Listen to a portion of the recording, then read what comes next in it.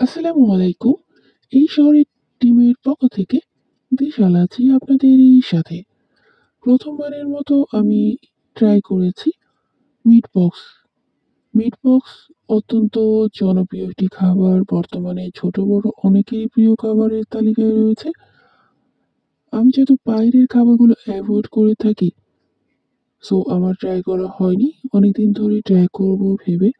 আর আমার কাজিনরা এখানে খেয়েছে, ওরা আমাকে সাজেস্ট করেছে এখানকার মিট বক্সগুলো খেতে দারুণ হয়ে থাকে। তো মাশাআল্লাহ, লুকা দেখে খুবই ভালো লেগেছে।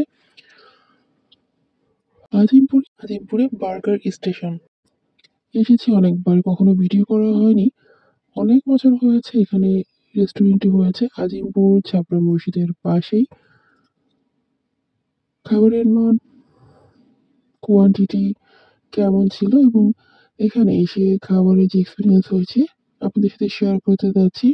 তো এই হচ্ছে খাবারের সেট মেনু। আপনারা অন্যান্য খাবারগুলো এখান থেকে অর্ডার করে নিতে পারেন। এখানে এসে কারা কারা খেয়েছেন এবং কোন খাবারটি কেমন লেগেছে ইনবক্সে অবশ্যই জানাবেন আমাদের কমেন্টসের মাধ্যমে।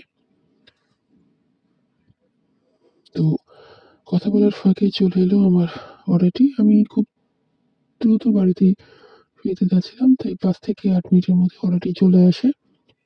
আজকে আর পার্সেল নিলাম না, আপনাদের সাথে সরাসরি শেয়ার করে দিচ্ছি। উপরে অনেক চিজ ছিল আর সসেও আছে। মিট বক্সের ভিতরে যে মিটগুলো কোয়ান্টিটি ছিল তা একজন মানুষ অনায়াসে খেতে পারবে। যারা অল্প খাদক আছেন তাদের জন্য এটা এনাফ এবং তারা চাইলে আরেকজনের সাথে ভাগাভাগি করে খেতে পারবে।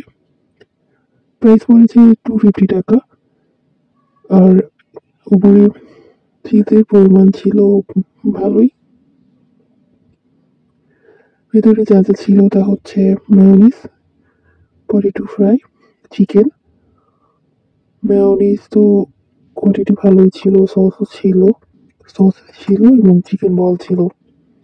আর গার্নিশে কিছুটা আমার কাছে বিটরুট মনে হয়েছে, খুব বেশি না, একেবারে স্লাইস, একেবারে হালকা।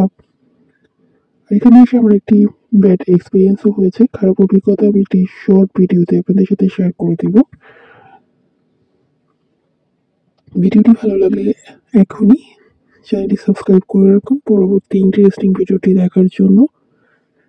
আর এই চ্যানেল নতুন হয়ে থাকলে পরবর্তী অন্যান্য যে ভিডিওগুলো আছে ভিডিওগুলো দেখে নিন, অনেক কিছু জানতে পারবেন আপনারা।